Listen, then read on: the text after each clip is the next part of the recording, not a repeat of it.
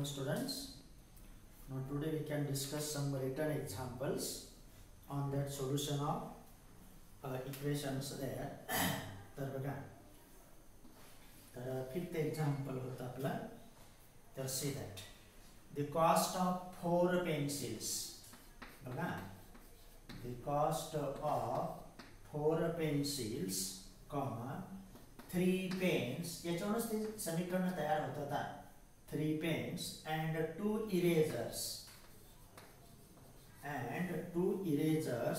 is rupees 60. तर काय म्हटले त्यांनी? The cost of 4 pencils, 3 pens and 2 erasers is rupees 60.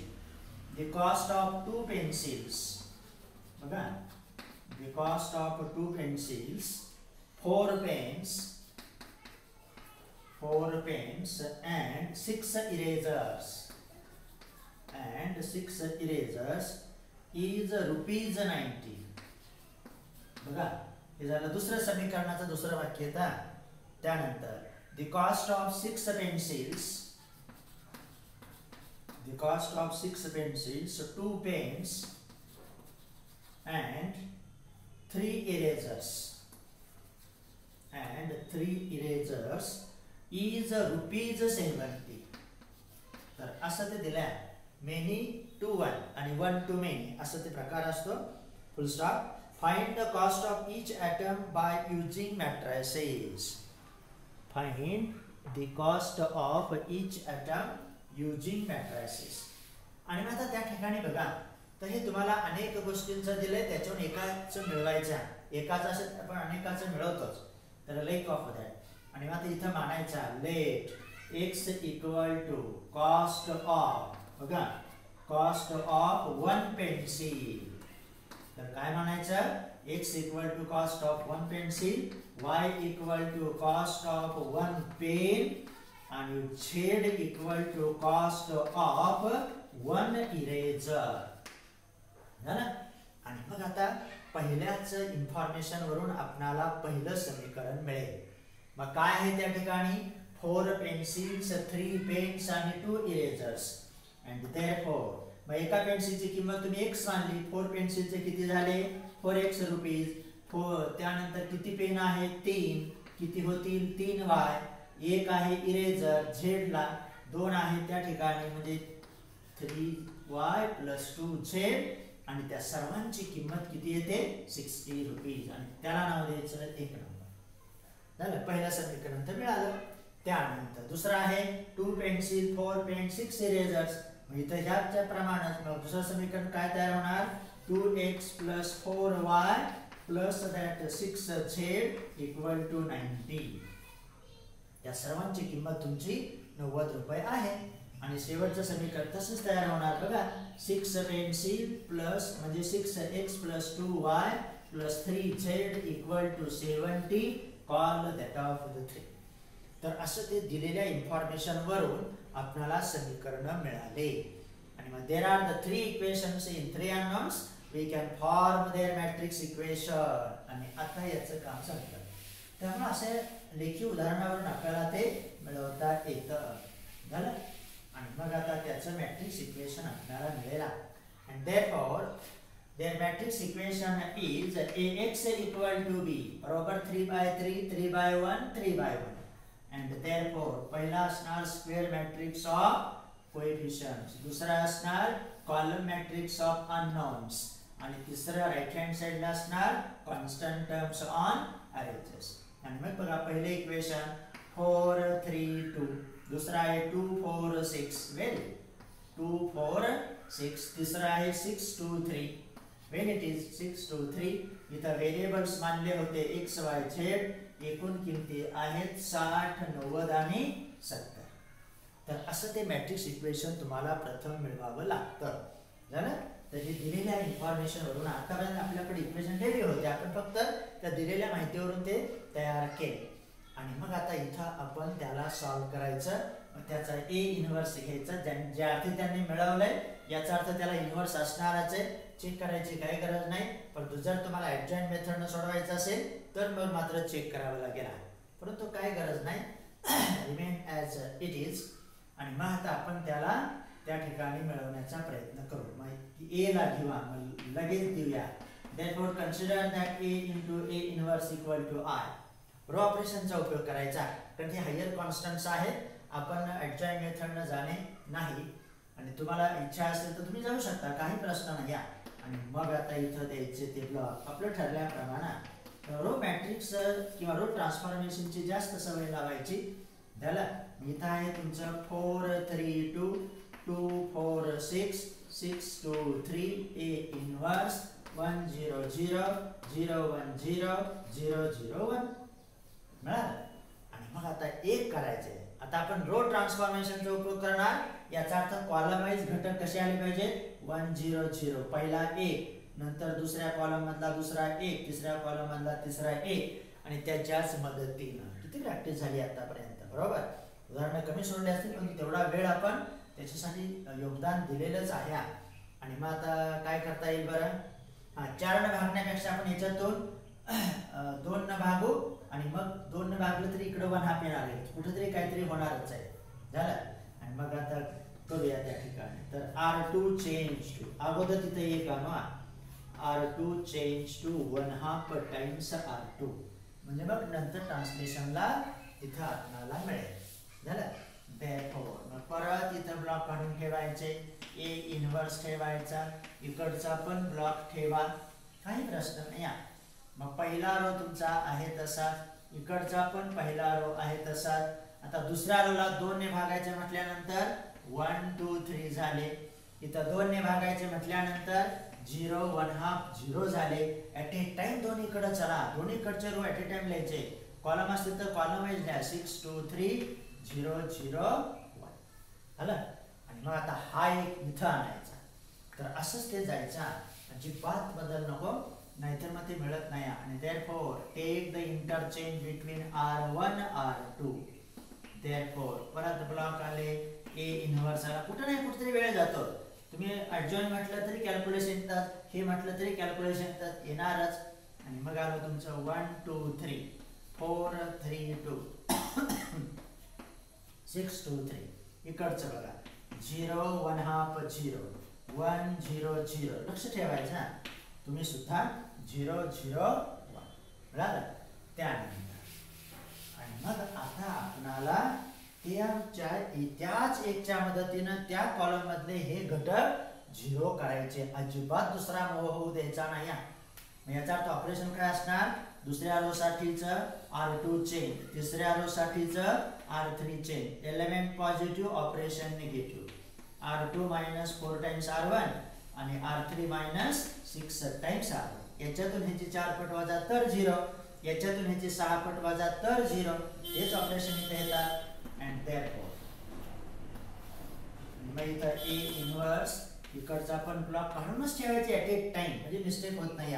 मग पहिला रो दोन्हीकडचा स्थिर 1 2 3 0 1 हाफ 0 ॲज इट इज. आता काळजीपूर्वक 4 वजा 4 0 झाले. बघा 3 वजा ह्याची 4 पट 8, 3 वजा 8 म्हणजे वजा 5, 2 वजा 12 म्हणजे वजा 10. वेल झालं. त्यानंतर तिसरा रो बघा 6 वजा 6 0, 2 वजा 12 तर ह्याची 6 पट येणार ना.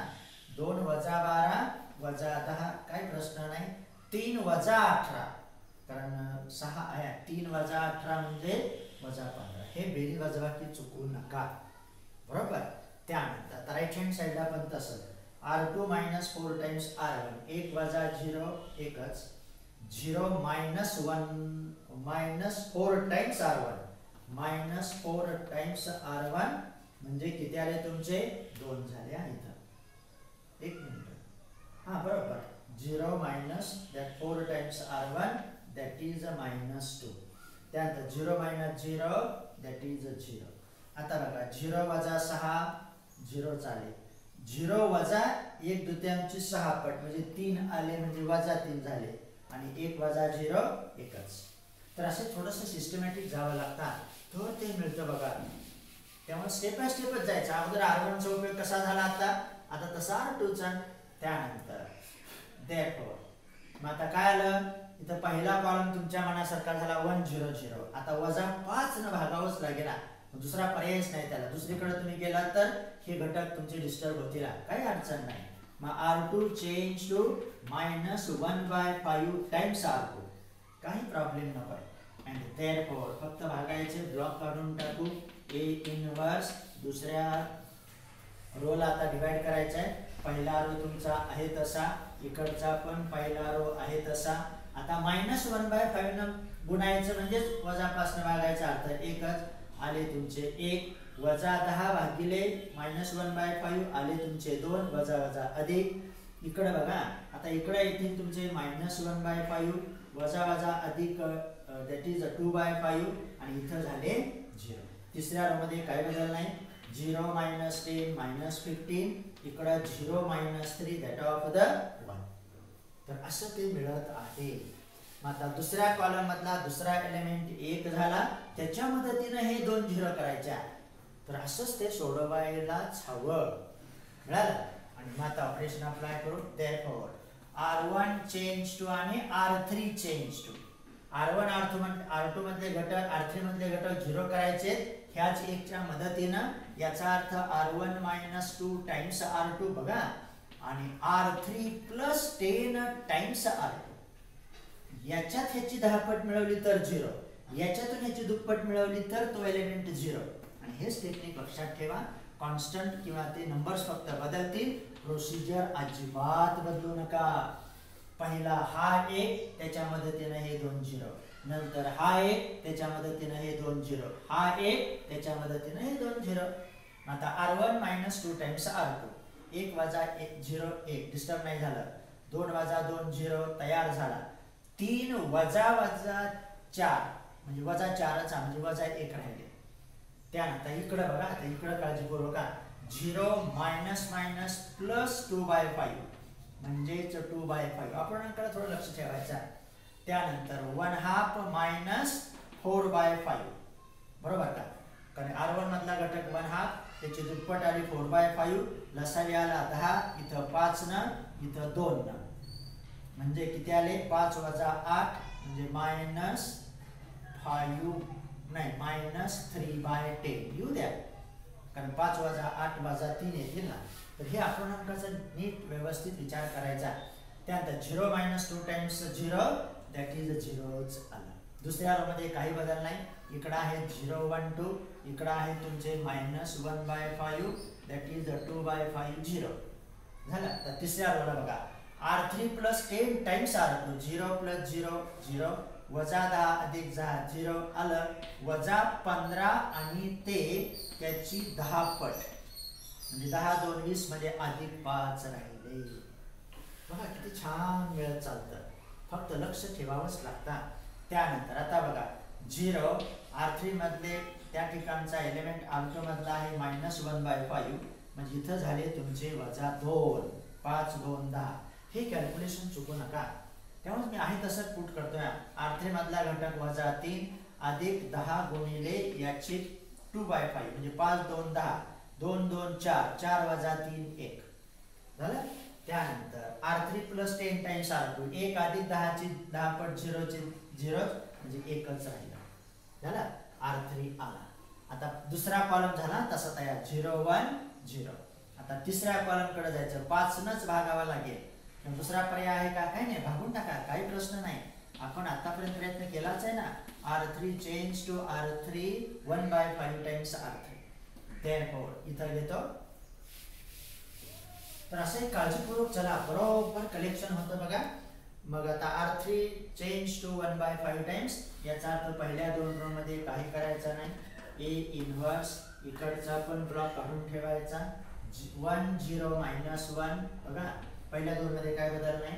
0 1 2 इकडच्या पण पहिल्या 2 मध्ये काय बदल नाही. 2/5 -3/10 0 -1/5 2/5 दॅट ऑफ द 0 आणि -2. आता तिसऱ्यात बदल बघा. 0 0 1 इकडं 0 0 1 इकडच्यात बघू -2/5 इकडच्यात -1/5 इकडच्यात 1 1 मिनिट नाही 1 मायनस नाही ना, -2/5 1/5 1/5 येणार. तर हे थोडंसं कॉन्सन्ट्रेशन ठेवावंच लागतं.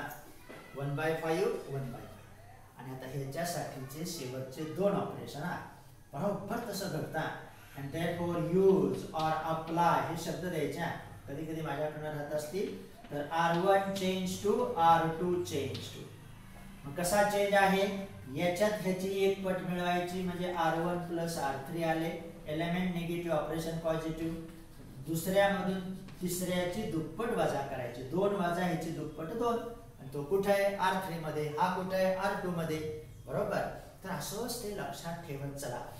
आणि मग आता इथं देऊया तर काही प्रॉब्लेम नाही.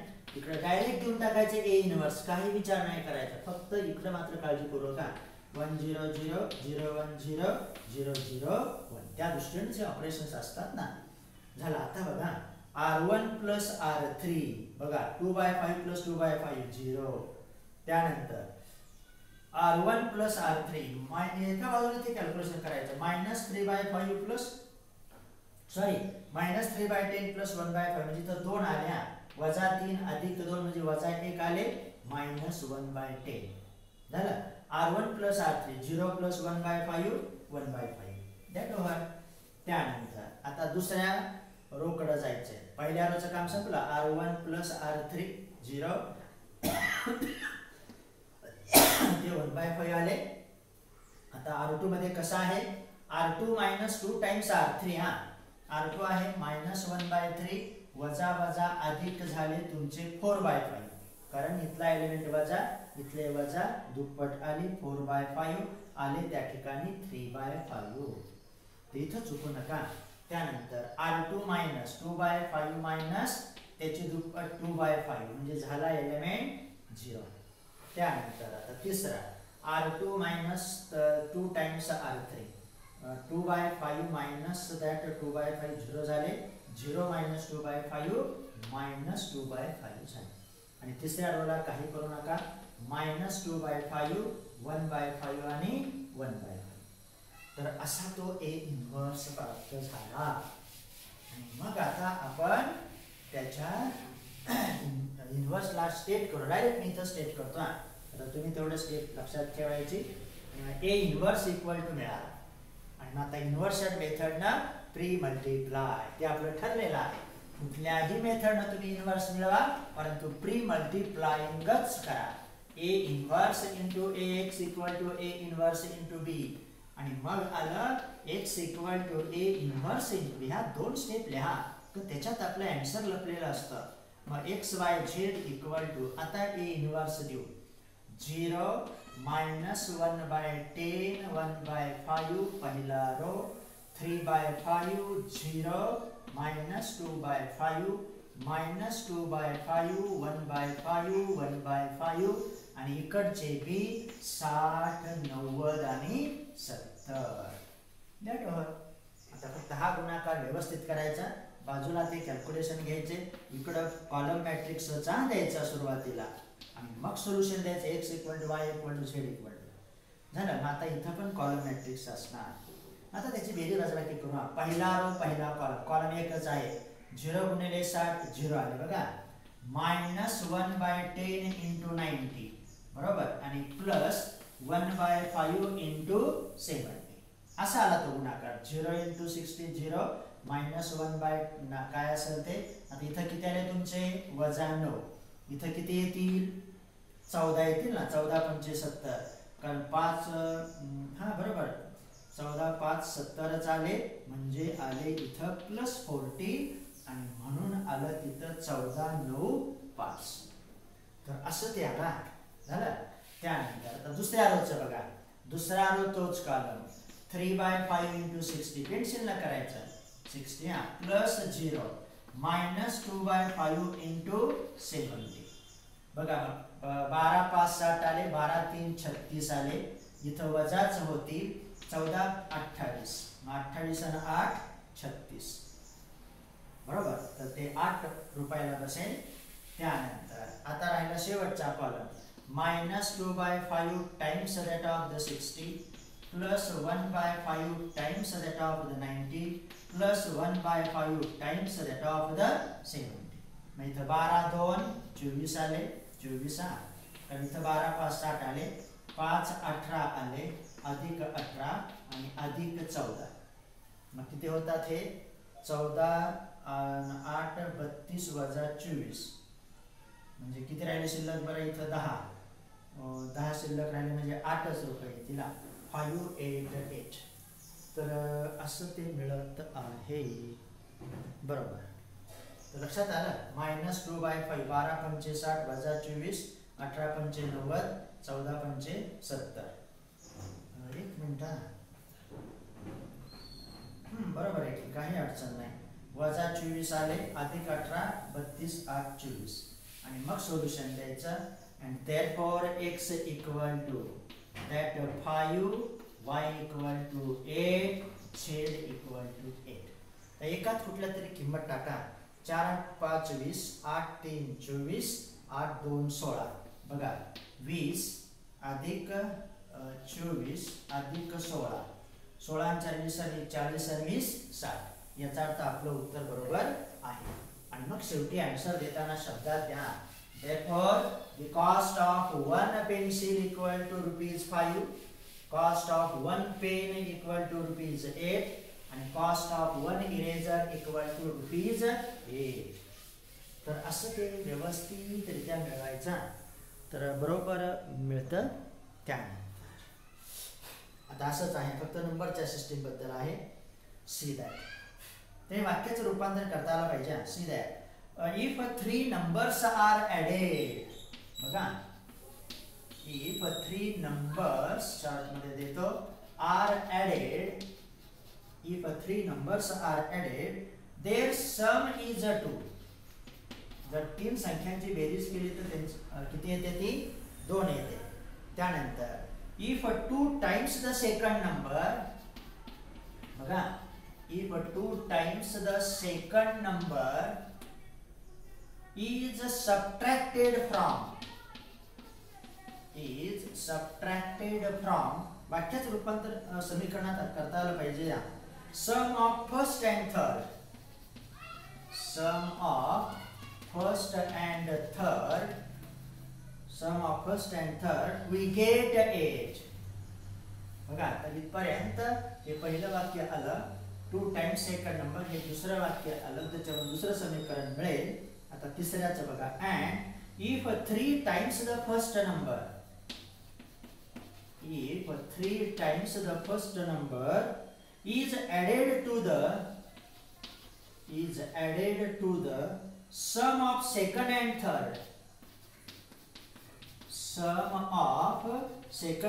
third, we get 4. Find these numbers by using matrices. तर असं ते उदाहरण आहे. आणि मग आपले नंबर्स मानायचे आताच्याच ह्याच्याप्रमाणे इकडे येऊ. आणि मग बघा let first number to be that of the X, त्यानंतर second number equal to Y आणि third number equal to that of the Z. तर हे मी शॉर्ट मध्ये दिलंय. झालं. तर हे 3 नंबर तुम्ही मानले. आता ते काय म्हणतात? पहिले इक्वेशन बघा. If 3 numbers are added their sum is 2. म्हणजे पहिले इक्वेशन काय आलं तुमचं? x plus y plus z equal to 2. त्याला नाव द्यायचं 1 नंबर. झालं. त्यानंतर दुसरं काय म्हणतात ते? 2 times second number is subtracted from the sum of first and third. म्हणजे पहिल्या आणि तिसऱ्याच्या बेरजेमधून काय म्हणतात ते? 2 times second number is subtracted from sum of first and third. मग पहिल्याची तिसऱ्याची बेरीज एवढी झाली आणि वजा काय करत आहोत आपण? दुसऱ्याची दुप्पट. आणि ते केल्यानंतर किती येते शेवटी? 8. आता याला नाही नाव द्यायचं, पण हे क्रम बदललाय. आपल्याला हा क्रम महत्वाचा आहे. इथं ज्या क्रमाने व्हेरिएबल आहेत त्याच क्रमाने दुसऱ्या समीकरणात आणायचे. म्हणून तर चुका होतात. मग तुम्ही आहे तसं हे समीकरण घेता आणि मग म्हणता मी तर बरोबर सोडलं होतं, पण तू नव्हे, याला इकडंच घ्यायचं, त्याला नाव द्यायचं. आणि मग मी त्याला असं लिहिणारा x minus 2y plus z equal to 8 call 2. हे समीकरण शब्दावरून तयार झालं. हे समीकरण आपल्याला मॅट्रिक्स इक्वेशन साठी पाहिजे. त्यानंतर तिसरं काय होत आहे 3 टाइम्स द फर्स्ट नंबर पहिल्याची तिप्पट ही दुसऱ्यात आणि तिसऱ्यात मिळवल्यानंतर ते सर्व काही येत आहे 4 म्हणजे 3x + y + z = 4 असे ते 3 समीकरण त्या 3 वाक्यावरून तयार करा. फक्त हे थोडीशी शब्दांची फेरवाफेरव करतात आपण स्थिर असलो की बरोबर मिळतं आणि मग आपल्याला ती मॅट्रिक्स इक्वेशन मिळून जाईल. and therefore their matrix equation is परत तेच ax = b. मग a कोण आहे द्यायचा x कोण आहे कॉलम मॅट्रिक्स ऑफ अननोन्स किंवा variables x y z right hand साइडला column matrix of constants on RHS. मग पहिल्या समीकरण बघा x + y + z 1 1 1 झालं सोपं. इकडचा पहिला रो काय असणार कॉन्स्टंट टर्म राइट हँड साइडची 2. दुसरं समीकरण आहे इथं हे नाही घ्यायचं हे घेतलं की सगळं चुकणार 1 - 2 that of the 1 आणि हे येणार तुमचे 8 आणि हे 3 1 1 व्यवस्थित येत आहे 3 1 1 that is 4. मग आता हे कॉन्स्टंट साधे आहेत आपण आता त्याला ऍडजॉइंट मेथडनं मिळवू. जे आर्थिक सोल्युशन मिळवायला सांगितलं त्या अर्थी डिटरमिनंट जाणारच नॉन झिरोच्या टाइपला परंतु तो मिळवावाच लागेल कारण तो आपल्याला पाहिजे.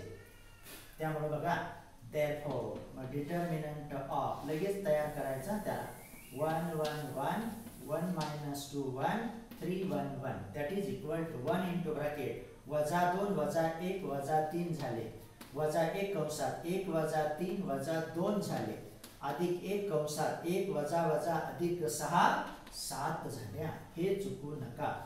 आता इथे किती झाले -3 अधिक 2 अधिक 7 7 2 9 9 - 3 आले 6 नॉट इक्वल टू 0.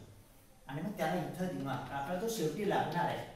ऍडजॉइंट मेथडनं जायचे ना आता determinant of a = 6 therefore a inverse exists आणि मग इथं म्हणायचा therefore we find the a inverse by adjoint method and therefore the minors and cofactors are लगेच सुरुवात झाली बघा and therefore स्टार्ट करा a11 = 1 इथं कन्सिडर करतो आम्ही therefore त्याचा मायनर बघा m11 = डिटरमिनंट ऑफ आताच मिळवले -2 1 1 याचा अर्थ -2 -1 -3 therefore त्याचा कोफॅक्टर a11 = -1 + 1 + 1 × -3 आले तुमचे -3. काय नाही प्रश्न a12 इकडे वेळ तर तेवढा लागणारच आहे. त्यानंतर m12 बघा आता 1 - 3 नाही 1 1 3 1च देऊ 1 - 3 आले तुमचे -2 therefore a12 = -1 शॉर्ट मध्ये असलेल्या 1 2 3 पर्यंत ऍडजॉइंट मेथडनं जाणं सोपं म्हणून तर लक्षात ठेवायचं आले +2 कारण का ऑड पॉवर m12 आहे ना. त्यानंतर a13 ते सुद्धा एकच आहे त्याचा मायनर m13 = 1 - 2 3 1 याचा अर्थ 1 - अधिक 6 आले 7 बरोबर. हे चुकू नका 1 - अधिक 6 7 and therefore a13 = -1 raised to 1 + 3 × 7 sign बदलणार नाही that remains 7. तर हा झाला पहिला रो. आता दुसऱ्या रो कडे जाऊ. त्यानंतर a21 = 1 therefore m21 = determinant of आता काय दुसरा रो आणि पहिला कॉलम 1 1 1 1 वेल 1 1 1 1 याचा अर्थ 0 therefore a21 = -1 raised to 2 + 1 × 0 काही असलं तरी ते 0च येणार. झाले 4 एलिमेंट आले बघा. त्यानंतर therefore a22 = -2 आलं कॉमा m22 मग दुसरा रो आणि दुसरा कॉलम डिलीट दुसरा रो दुसरा कॉलम डिलीट 3 1 1 3 1 बरोबर का. दुसरा रो दुसरा कॉलम that is 1 - 3 - 2 आलं therefore a22 = -1 raised to 2 + 2 × -2 ते आले -2च कारण इवन पॉवर. त्यानंतर a23 that is 1 m23 दुसरा रो तिसरा कॉलम 1 1 3 1 बघा परत तेच आला 1 1 3 1 m22 ला पण तेच येत होतं 1 1 3 1 आणि m23 ला पण तेच दुसरा रो तिसरा कॉलम 1 1 3 1 याचा अर्थ 1 वजा 3 वजा 2, परंतु इथं बदलेल -1^2 + 3 × -2 ते आले तुमचे +2. तर हे सगळं व्यवस्थित चालायचं झालं. दुसरा रो पण झाला. आता तिसऱ्या रो कडे चला. A31 = 3, M31 = तिसरा रो पहिला column delete 1 1 -2 1 that is equal to 1 minus minus plus 2 3 आले. इथं चुकू नका. Therefore A31 equal to -1^3 plus 1 into 3 that is 3. त्यानंतर A32 equal to 1. Therefore M32 equal to तिसरा रो दुसरा कॉलम डिलीट 1 1 1 1 आलं 0. Therefore A32 equal to -1^3 plus 2 into 0 आले 0च. शेवटचा घटक बघा A33 equal to 1.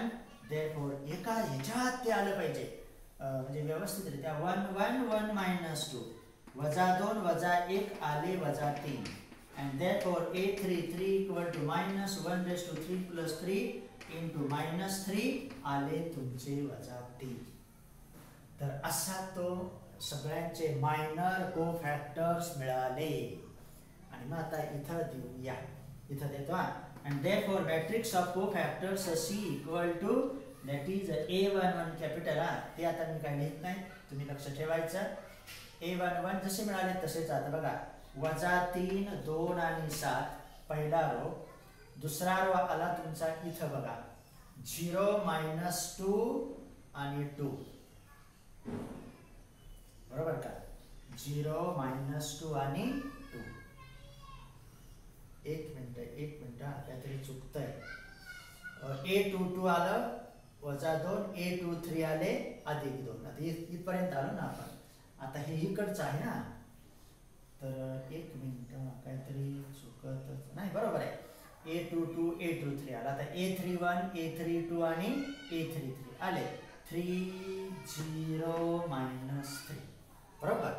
त्यानंतर बघा -3 to 7 A11 A12 A13 A21 0 A22 -2 A23 2 A31 इथं आहे बघा 3 A32 0 A33 -3.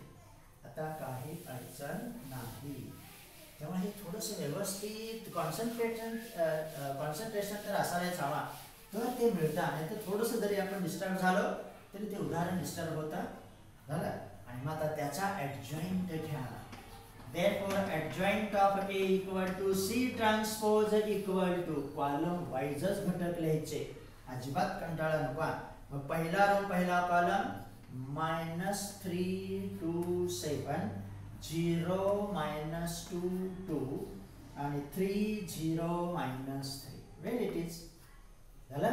हा झाला ॲडजॉइंट ऑफ दॅट मॅट्रिक्स A. मग आता आपल्याला इन्व्हर्स मिळेल. and therefore by adjoint method A inverse equal to 1 upon determinant of A into adjoint of A. आणि डिटरमिनंट ची किंमत आपण मिळवली होती ती होती 1/6. आता हा मॅट्रिक्स परत द्यायचा -3 0 3 2 -2 0 7 2 -3 झालं. आणि मग आता आपल्याला ते मिळेल. आणि मग आता काम संपला. A इन्व्हर्स मिळाला. परत द्यायचं by inversion method pre-multiply to the matrix equation Ax equal to B. आणि मग झालं x equal to A inverse into B. and therefore x म्हणजेच कॉलम मॅट्रिक्स आहे तो बरोबर मिळतं. A इन्व्हर्स आला 1/6 या ठिकाणचा तो स्क्वेअर मॅट्रिक्स आणि B आहे त्या ठिकाणी 2 8 4. काय असेल ते बघू आता. -3 0 3 2 -2 0 7 2 -3 झालं. आणि मग आता इथं कॉलम मॅट्रिक्स द्यायचा 1/6 थोडा वेळ आहे तसंच ठेवूया. इकडचा पण कॉलम मॅट्रिक्स आहे तसाच ठेवूया. घाई करू नका, नाहीतर शेवट एवढा प्रयत्न केला वाया जाणारा. आता पहिला रो पहिला कॉलम बघा इथं घेतो मी -6 अधिक 0 अधिक 12 बरोबर आहे बघा. -6 अधिक 0 अधिक 12 म्हणजे आले ते 6 झालं. आता दुसरा रो दुसरा कॉलम जसा आहे तसा बघा 2 × 2 4 आलं. -2 × 8 -16 आले आणि हे झाले तुमचे 0. कसे 4 वजा 16 आणि हे 0 म्हणजे 4 वजा 16 आले वजा 12. बघा किती छान मिळत आहे. त्यानंतर तिसरा रो 7 2 14 अधिक 8 2 16 वजा 12 म्हणजे किती आले 16 वजा 12 4 14 4 आले तुमचे 18. वेल दॅट. आणि मग बघा किती छान मिळालं. मग इथंच पुढं आहे जागा, काही अडचण नाही. कारण म्हणूनच ते बरोबर 6च्या पटीत आले. याचा अर्थ आपण बरोबर आहोत. That is 1 - 2 3. आणि यांची बेरीज करा, बरोबर किती येते 2च येते. कशी 3 अधिक 1 4 4 वजा 2 2 म्हणून आलं या ठिकाणी 2. तर असं ते मिळवायचं आहे.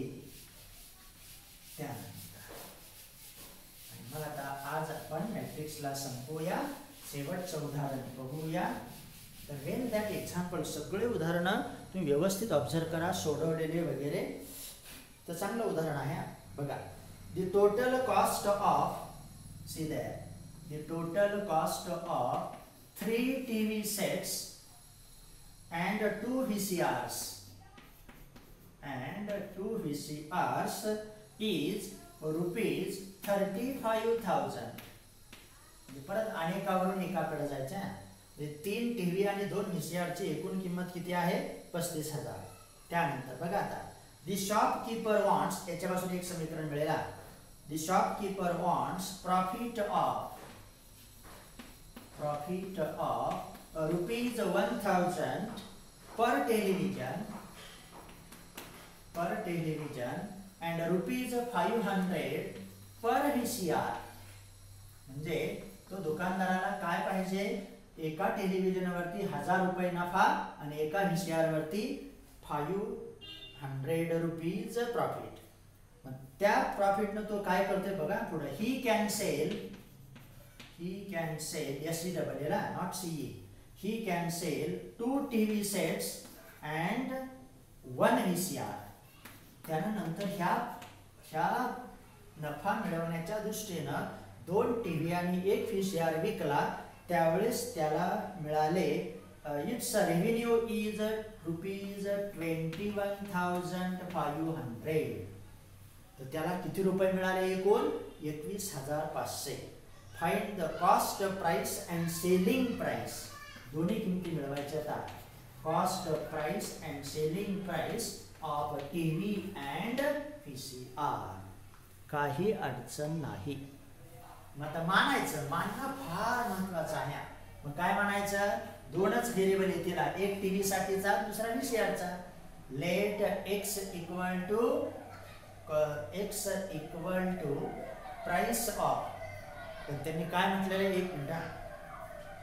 The total cost of cost आहे 3 TV सेटची. Let x equal to cost of 1 TV set आणि y equal to cost of 1 VCR. तर असं ते मानला. म्हणजे x आणि y ह्या त्यांच्या किमती मानल्या. तर आपल्याला कॉस्ट पाहिजे, नंतर त्याची सेलिंग प्राइस पाहिजे. आणि मग बघा मग किती TV सेट्स आहेत त्याच्याकडे 3. एकूण किंमत किती आली x आली, म्हणजे 3x आलं. 2 VCR आहेत, एकाची किंमत y म्हणून आलं 2y. ह्या दोघांची एकूण प्राइस किती आहे मूळ 35,000. आणि झालं तुमचं 1 नंबरचं इक्वेशन. आता 2 नंबरचं मिळवणं महत्वाचं आहे. मग ते काय म्हणतात, एका TV सेट पासून त्याला 1000 रुपये नफा पाहिजे. नाव ही सेल बघा SEL ही सेल 1 TV सेट. आपण एक TV सेट मानलेत ना, कॉस्ट आहे त्याची 100 रुपये.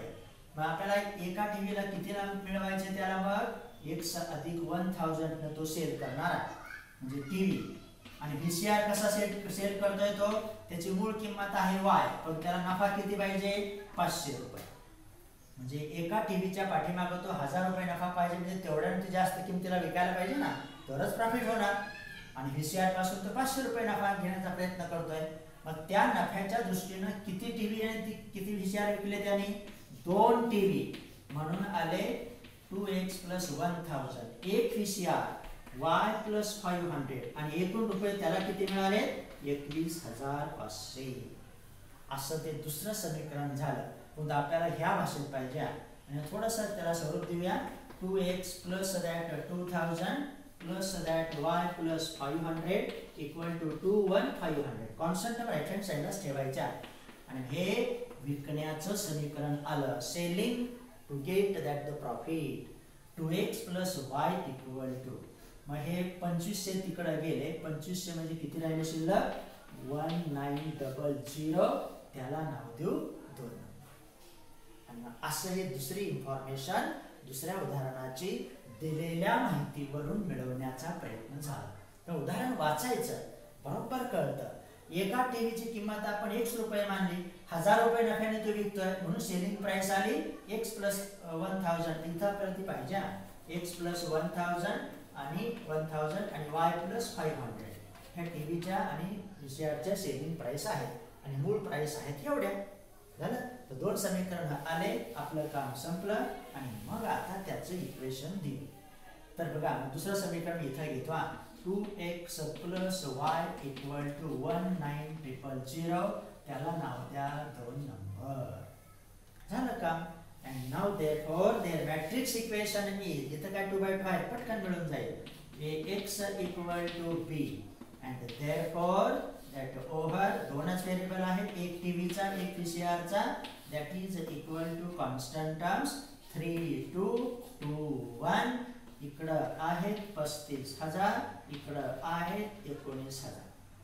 झालं. किती छान. आणि मग आता कुठल्याही पद मेथडनं सोडवा.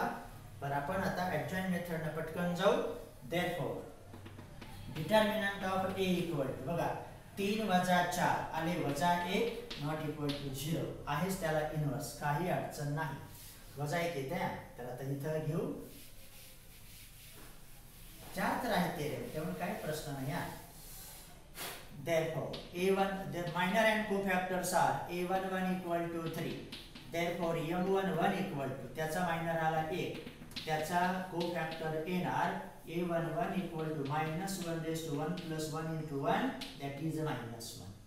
त्यानंतर a12 equal to 2, m12 equal to, m12 किती येणार? 2 येणार.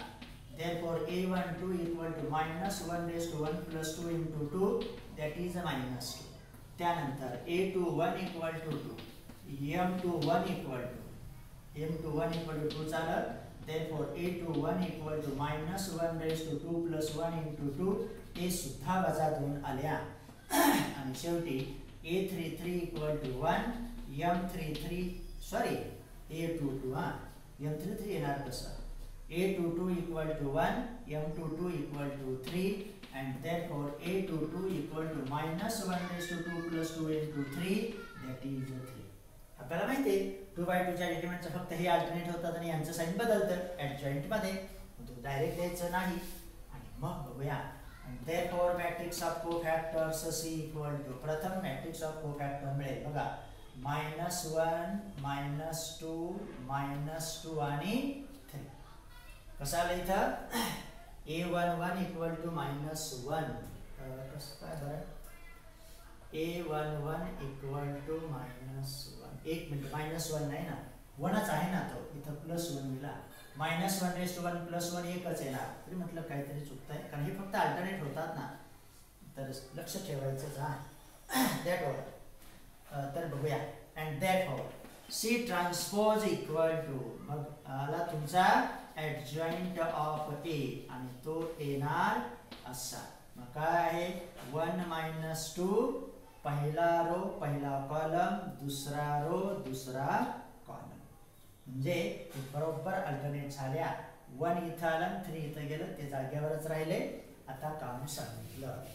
and therefore, तर असं ते उदाहरण मिळालं.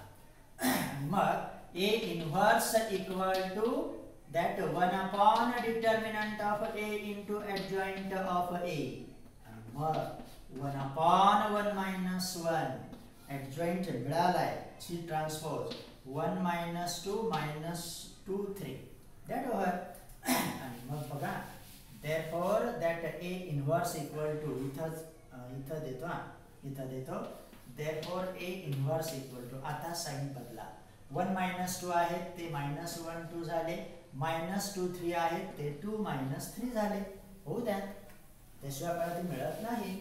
आणि मग आता जायचं आपल्या मेथडकडे. ए इन्व्हर्स मिळाला and therefore by adjoint means that inversion method multiply to that matrix equation by pre-multiplication always that.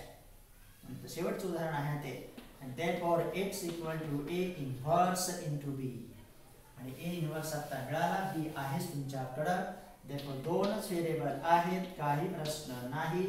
that is equal to a inverse. कोण आहे? -1 to 2 - 3. इथं आहे 35,000 19,000. बरोबर मिळतं बघा, 35,000 आणि 19,000. That over. आणि मग आता यांची बेरीज आहे का? फर्स्ट रो फर्स्ट कॉलम हे वजा 35,000 आणि हे 38,000. म्हणजे किती राहिले शिल्लक? कॉलम वजा 3,000. म्हणजे एका टीव्हीची मूळ किंमत काय येणार आहे? 3,000. आता बघा 35 दुणे 70 आणि 19 त्रिक 72. बरोबर का? 30 आले नाही, 19 त्रिक 72 नाही, 19 त्रिक किती आले? 3 9 27, 3 1 57 आल्या. म्हणजे 19 त्रिक 57, 70 वजा 57, 70,000 वजा 57,000 म्हणजे किती आले? 60 70 13,000. तर असं त्या किमती आल्या. तर बरोबर मिळतंय. हां, दॅट 3,000 आणि 13,000. तर असं आला. आणि मग आता तुम्हाला मिळणार इथं सोल्युशन. तरी असं द्यायचा. therefore x equal to 3,000, y equal to 13,000. आणि मग म्हणा therefore the cost of one TV set equal to 3,000 rupees आणि the cost of one VCR equal to 13,000 rupees. हे झालं कॉस्ट ऑफ दॅट ॲटम्स. आता सेलिंग प्राइस काय असणार? The selling price of, बघा, the selling price of one TV set equal to मूळ किमतीपेक्षा 1,000 जास्त, म्हणजे 3,000 अधिक 1,000 म्हणजेच त्याची किंमत झाली तुमची 4,000 रुपये. तर असं आलं. आणि सेलिंग प्राइस ऑफ VCR काय असणार?